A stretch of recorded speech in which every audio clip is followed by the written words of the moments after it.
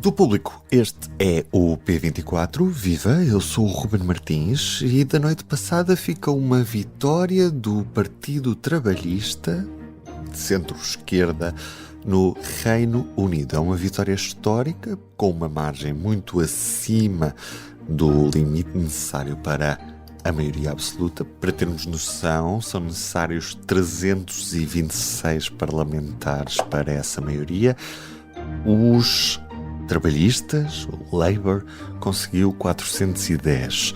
Já os conservadores do atual primeiro-ministro Rishi Sunak descem para os 131 deputados. Boris Johnson, em dezembro de 2019, tinha conseguido eleger 365 deputados.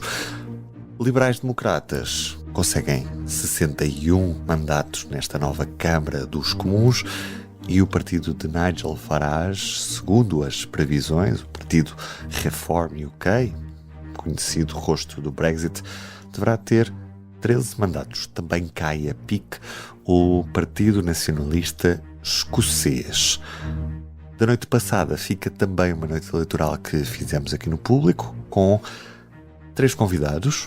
São eles que vamos ouvir hoje. Maria Luísa Moreira, que é analista e consultora em geopolítica, paz e segurança internacional. O advogado e um verdadeiro geek em política europeia e assuntos internacionais, João Diogo Barbosa. E a partir de Londres, o gestor do setor social com foco na área das desigualdades na educação e integração social, Miguel Herdade. Viva! Hoje é sexta-feira, 5 de julho. Vamos começar com o Miguel Herdade. Eu acho muito interessante porque este Labour tem pessoas que eu admiro. Eu acho que o Keir Starmer é uma pessoa muito admirável. O pai dele era um fazedor de ferramentas, era um operário. Ele foi a primeira pessoa da sua família para a universidade, teve um cargo importantíssimo no Ministério Público deles, chegou a Sir, ele é Sir, por mérito próprio. A número 2 dele, a Angela Rayner, que é uma pessoa que eu convido as pessoas a conhecer melhor.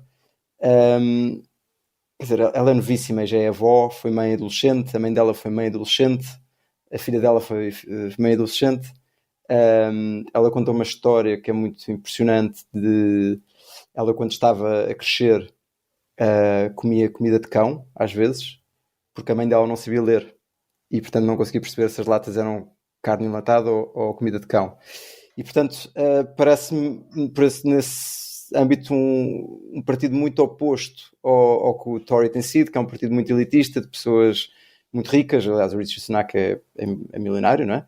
E andou nas melhores escolas que se pode andar em Inglaterra, o que não tem mal nenhum, mas é giro ver essa diferença e sinto que, de certa forma, eles talvez sejam mais relatable, como dizem os ingleses, não é? E portanto, espero nesse aspecto um país menos extremado, mais ao centro.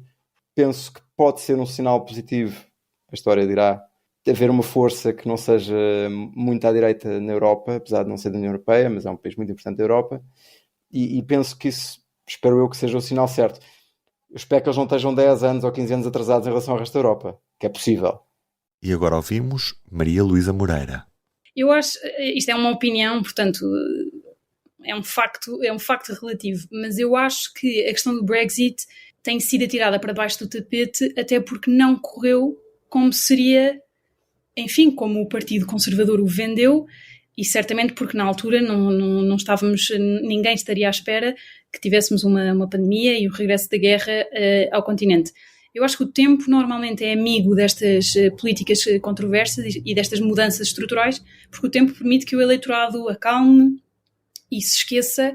Embora eu acho que no Reino Unido há muitas acusações e muitos problemas que o governo atribui aqui ou ali, e ainda há muita coisa que mesmo em 2024 continuam a dizer que foi por causa da pandemia, e eu acredito que a pandemia tenha prejudicado em muitas coisas, mas certamente o problema de fundo terá sido o Brexit, e portanto eu acho que neste momento ainda é benéfico que esse assunto fique em stand-by, portanto fica assim fora da controvérsia da opinião pública, e tem sido um tema relativamente tabu. Portanto, do lado conservador evitam-se todos e quaisquer debates sobre o tema, e eu acho que manter isto debaixo do tapete ajuda, porque os factos demonstram que o Brexit teve um efeito negativo brutal na economia, portanto reintroduzimos tarifas, necessidade de renegociar acordos de comércio com N países terceiros, não é? Portanto, nós temos de negociar com eles têm de negociar com 27, e portanto houve empresas a mudarem-se para lá e toda essa conversa. Eu acho que continua a ser melhor, portanto a União Europeia é ultra burocrática, mas eu acho que continua a ser melhor estar dentro dela do que fora e ter de lidar com ela de fora. E eu acho que há aqui muito problema até no tecido de business, o tecido empresarial e mesmo na City of London, não é? Que é toda a questão financeira. Portanto, eu acho que continuam a existir em 2024 e muitas conversas que não se estão a ter, precisamente porque eu acho que é benéfico, e o próprio Labour também evita falar sobre o tema, e eu acho que é porque, isto é uma opinião pessoal, vale o que vale, mas eu acho que é porque o próprio partido, o próprio Labour tem medo que isso relembre o eleitorado, que isso reative um eleitorado que se calhar está mais, enfim, vou dizer, tranquilo ou preocupado com outras questões neste momento, porque isso relembra o que é que os levaram a votar Tory portanto, e a votar Brexit. Temos agora espaço para ouvir João Diogo Barbosa. Eu acho que 99% desta vitória foi aparecer. Ou seja, eu não tenho grandes dúvidas que Corbyn teria também ganho estas eleições. A situação para os conservadores é fundamentalmente diferente da que era para 2019. E vamos ver o que é que acontece. Eu estava a ver aqui projeções de voto, não de lugares. Vale o que vale, não parece que seja a fonte mais fiável do mundo, mas há sondagens que apontam o Labour nos 36%. Isso seria quase precisamente a meio das duas eleições de Corbyn, que teve 40% em 17 e 32 em 19, e é visto como um candidato tóxico. Portanto, o que acontece aqui não foi que o Labour tenha descoberto novo eleitorado, que tenha descoberto o centro, que tenha sequer convencido os eleitores dos conservadores que votaram depois do Brexit e depois de toda a novela da saída, efetivamente. Parece-me que o Labour conseguiu manter as pessoas que tinha, e isso é importante, e conseguiu que o Partido Conservador não tivesse hipótese de lutar. Acho que se explica muito mais o resultado do Labour pela derrota dos conservadores do que pelo mérito próprio, e isso parece-me que pode ser também uma lição para o partido, ou seja, de que talvez ter propostas mais radicais, talvez ter propostas mais ambiciosas, se não quisermos ser antipáticos, pode ser uma forma eficaz de conduzir as próximas eleições. Mas por agora, acho que foi muito importante, não necessariamente para o Labour, mas para o Keir Starmer, a forma como ele centralizou o poder, e isso sim. Ou seja, desde a forma como ele alterou as regras do partido para tornar a forma de decidir, por exemplo, decidir sobre a eleição do líder mais do grupo parlamentar do que propriamente dos membros, foi importante para o manter. A forma como ele tratou figuras até simbólicas do corbynismo nesta campanha eleitoral, e que gerou muita má imprensa e muito maus tweets para ele, também parece que não acabaram por funcionar mal. O próprio Corbyn concorre como independente a estas eleições. Vamos ver se é eleito ou não. Acho que é também um dos círculos a que eu estou atento a perceber exatamente se Jeremy Corbyn conseguiu ser eleito como independente. Mas há duas outras figuras, pelo menos muito relevantes, daquela altura que foram abandonadas como candidatos de partido. O Keir Starmer também, depois, ao abrigo daquele processo de limpeza do antissemitismo do partido, acabou por expulsar várias pessoas. Acho que esse trabalho terá sido mais importante para a organização interna e para a sua força como líder do Labour do que propriamente para o mandato eleitoral. Acho que nós não temos... As sondagens diziam que as pessoas estavam mais fartas dos conservadores do que convencidas pelo Labour. As pessoas britânicos continuavam a ter muita dificuldade em identificar propostas do Labour, e isso é interessante perceber. E eu acho que tudo isso cria, de certa forma, uma vantagem escondida para Keir Starmer, que é, ele tem uma maioria gigante e começa com uma página em branco, ou seja, pode fazer o que quiser.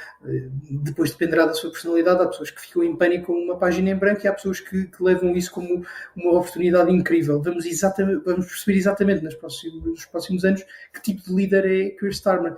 E vale a pena notar, muito do discurso à volta dele tem sido negativo nos últimos tempos, sobretudo na Europa continental, que é uma pessoa sem charme, sem ideias, etc. Mas vale a pena lembrar que ele tem uma carreira anterior à política que é absolutamente brilhante.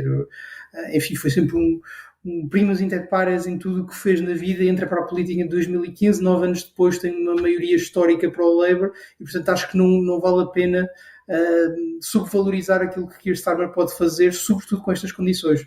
Uma maioria gigante e uma grande liberdade dentro do partido para fazer aquilo que quiser fazer. O resultado final destas eleições no Reino Unido está disponível em público.pt nesta manhã, mal sejam contados todos os votos.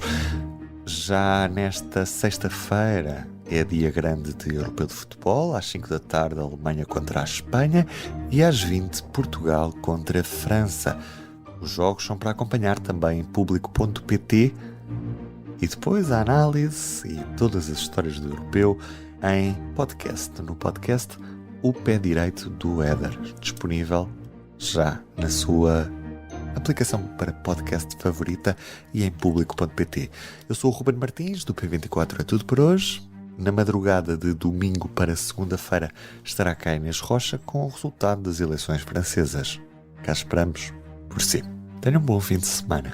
O público fica no ouvido.